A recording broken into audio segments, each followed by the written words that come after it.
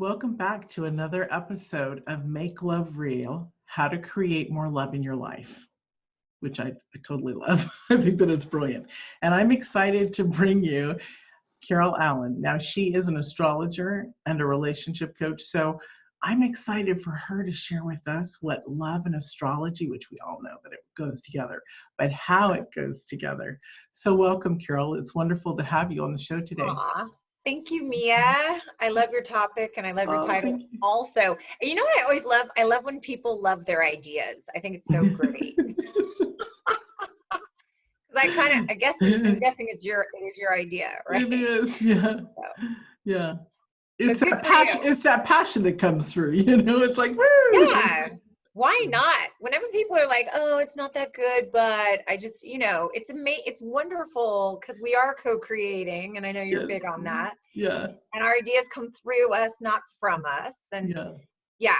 So anyway, so It's I love the topic. So how can I help? What can I tell you? so share us about a little bit about you. You're an astrologer, you're also a relationship coach. How did you get into both? Well, how did you get into one, the other, and then how did you mix them? Well, I think for all of us that do anything that helps people, and I know you and I have talked about your journey as well, we're always all our own first customer, right? So usually we come to our path because we need it first. So usually we come crawling to our path, trying to find our own answers or our own healing. And so that's how it was for me. I mean, I was raised in Northern California in the hippy dippy late 60s and 1970s. And so there was all this free thought and all this open idea stuff going on. And my father was on the board of directors of a metaphysical university, which was so amazing. So I was taught meditation at 16. I was taught like 5 different kinds. And there are always like healers and psychics around the house. But my mom was a secretary, my dad was a stockbroker. So they had these very like normal lives, but they had these very esoteric leanings and interests. And so I was always kind of encouraged to explore that part of myself. And so along the way, I had a lot of psychic dreams growing up. I still do. It's kind of freaky. It's kind of fun, but it's kind of weird. And so at the ripe old age of 23, I went to a party and I met a man that did what I do now, that was a Vedic astrologer. And I had Western astrology readings and really liked them. And I loved all that Linda Goodman stuff, right? Like, hey, Aquarius, you're good with Libra and Gemini. I thought that was all so much fun. And I remember my sister had a book that was like sexual astrology, and it told you what people were like between the sheets, wink, wink.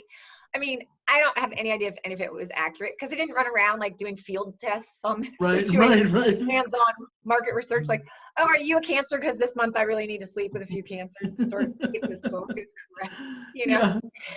But it was just fun and goofy and playful, and there was always just enough that felt so true, right? I mean, I don't know if you've ever read Linda Goodman, but she's kind of crazy amazing, right? And just sidebar, she's the first astrologer to hit the New York Times bestseller list, which is super fun. And somebody has to do it since. I don't think anyone's done it since. But anyway, so I had a reading with this man and it blew my mind. It was so accurate. It was so helpful. It was so powerful that I just couldn't believe it. And I started sending everyone to him. And I was so, I don't know, something about it felt so right that it just became like the golden path. I think for all of us, we all have that thing that's our thing, and we know it because there's like a click or a rightness or a part of us that says yes in a way that nothing else has made us say yes. Right. So for me, astrology was one of those experiences.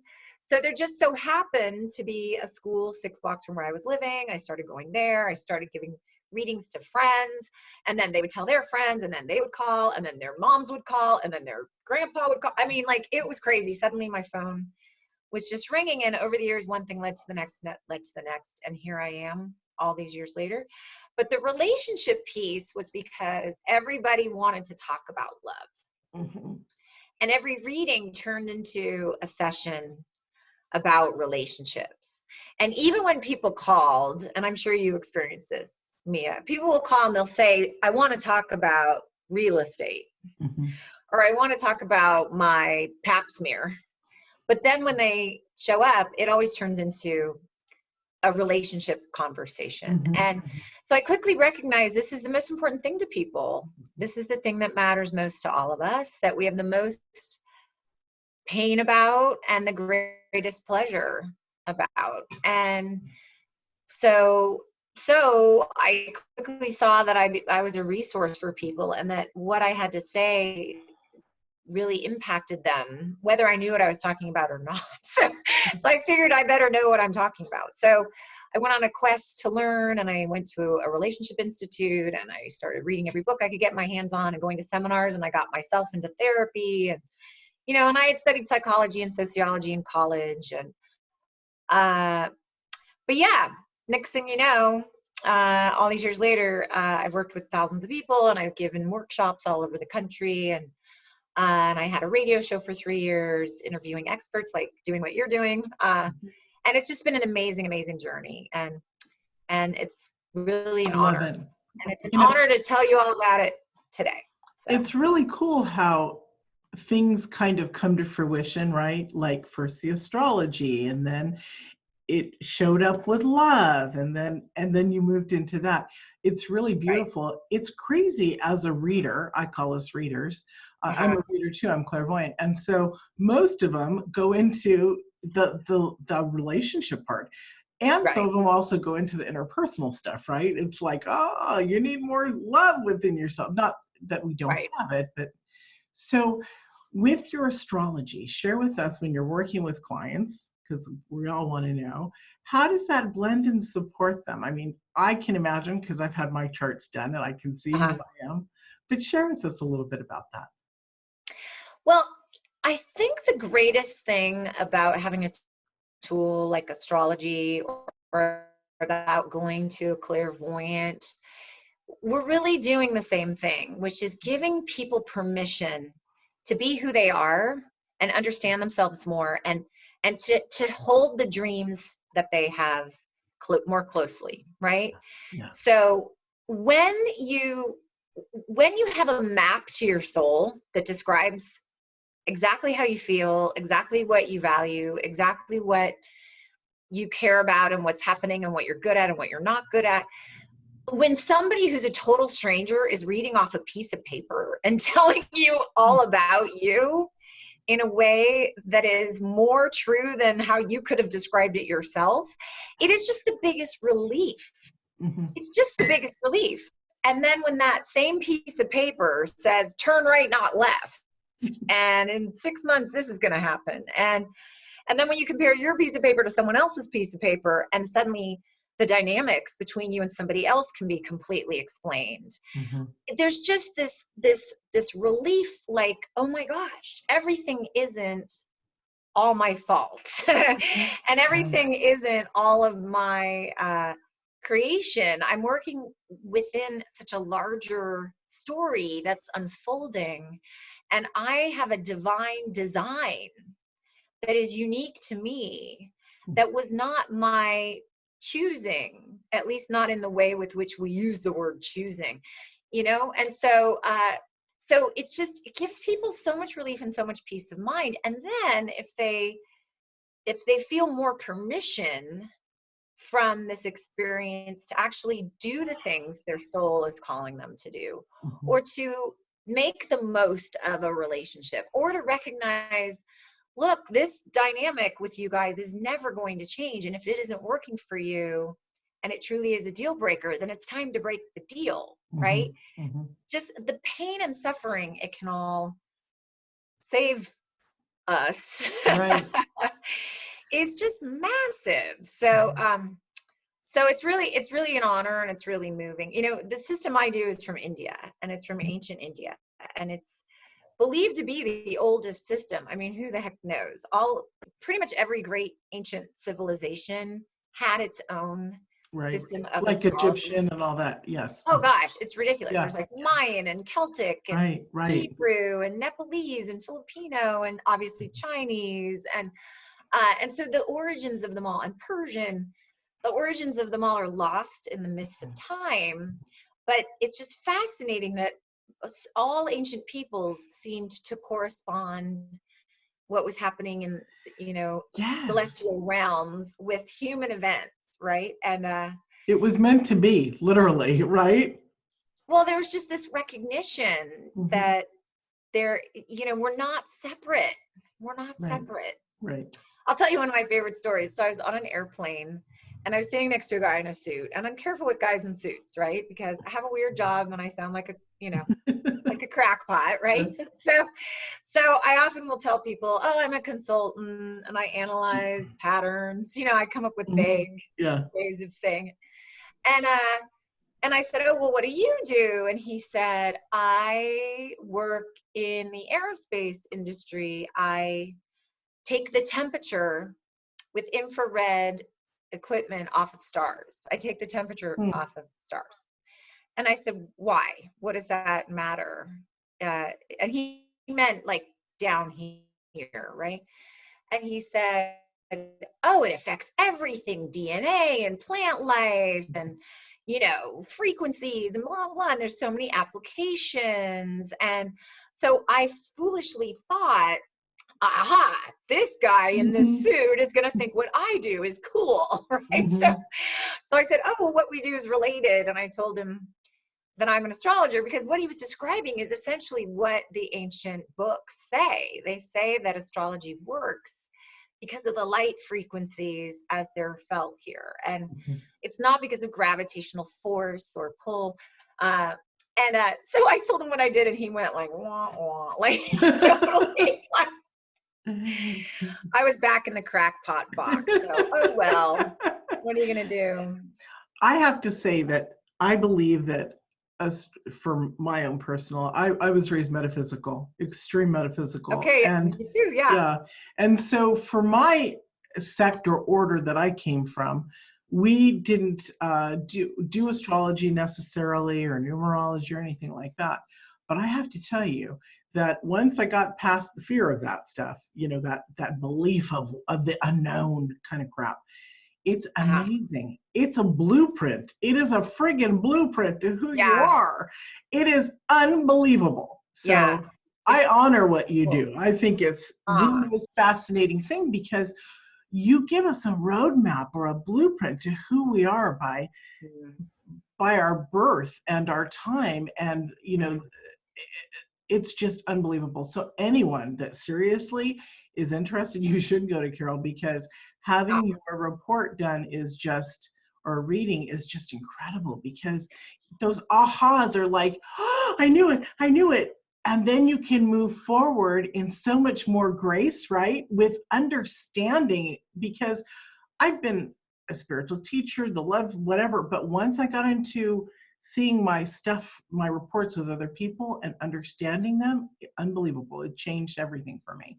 It makes us more one, doesn't it? Well, it also allows you to have more compassion for the other people, right? And to have the right expectations.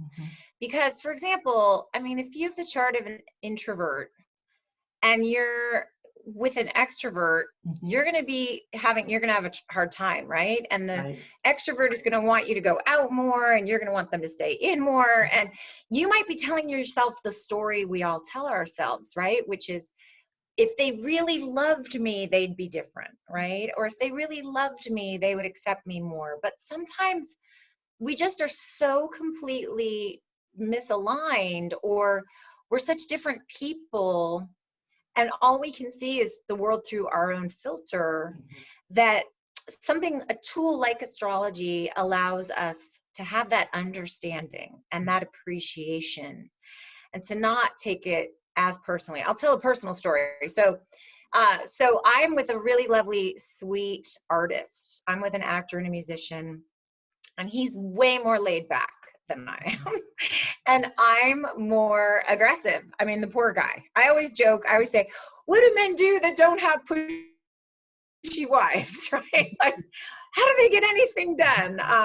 So like out in the world, whenever there's a conflict with anyone, you know, like a waiter or another person or whatever, he's always like, go Carol. Like, he's like, you take it, you handle it, right? Because he recognizes that that's more my thing, right? To go slay the dragon and handle the conflict, right? And it's more his thing to be like, I'll be over here while you deal with that. And, supporting you from here. Yeah. And another man might be like, well, if you really love me, you would respect that I want to handle it, right? And if I was a more sensitive woman, I'd be like, if you really love me, you would slay the dragon, right? Yeah, so, right. But like, I look at his chart and I'm like, he can't do it. I mean, it's so cute. Like, he'll get the wrong order at a restaurant and he can't even say anything. And I'm like, I'll take what? Well, we need to mention it. You wanted this whatever, and they brought you something else. He's like, it's fine. I'm like, no, we're getting you what you wanted. Yeah. So anyway, that's a really silly example, but that's, you know, that's an example. But you guys made it work though, because you understood, you did and he did on a specific level, so that it works, right? You're finding the grace. Well, and then also, that's not a tough one for either one of us. He's not a super masculine pride kind of, I have to fight all the dragons kind of guy. Mm-hmm. Sometimes conflicts between people really touch on each other's pain points, right? Mm-hmm. Like the introvert and the extrovert, right? Mm-hmm. So the extrovert might feel lonely out in the world socially, and the introvert might feel lonely at home. And that could be a much bigger pain point for people, right? I mean, there's a million things. I'll tell you the one that I love helping people with, and I mostly hear from women. So I mostly market or write in such a way that women respond, even though I love working with men and I have worked with men. But, you know, it's such a mad, mad world now, Mia. You and I are both married. We've been married a long time.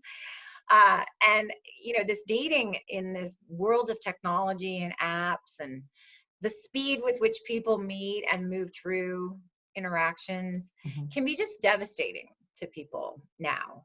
And then, you know, what's great about today is everybody gets to decide who they want to be and what kind of relationships they want, which astrology can help you with too. You know, I mean, I've flat out said to clients, look, you are not monogamous. You will never be monogamous. Quit thinking it's about who you're with. Quit thinking it's about, oh, you don't love them enough or you're not attracted enough. Like, quit trying to be like a fence, you know, picket fence, golden retriever, Volvo in the driveway kind of person.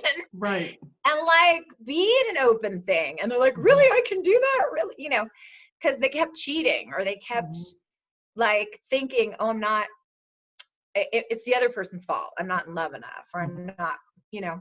But it's such a relief to be able to tell people if somebody can do relationships or not. Because the pain I see people in a lot is when they're with someone that's not a relationship person, and they're thinking it's their fault. Like, well, if he really loved me, he'd commit, or if he really loved me, he'd be ready to get married, or if he really loved me, he'd give up his 17 girlfriends. You know? That's a hard one. Yeah, I mean, maybe he'll give up 15, but 17. Yeah. Kind of asking a lot. It's interesting because when you bring the when you bring the astrology into it, there is again that blueprint, right? So you can see who you are, who he is, how it works together. That is an incredible. I think we lost her, and she'll be back.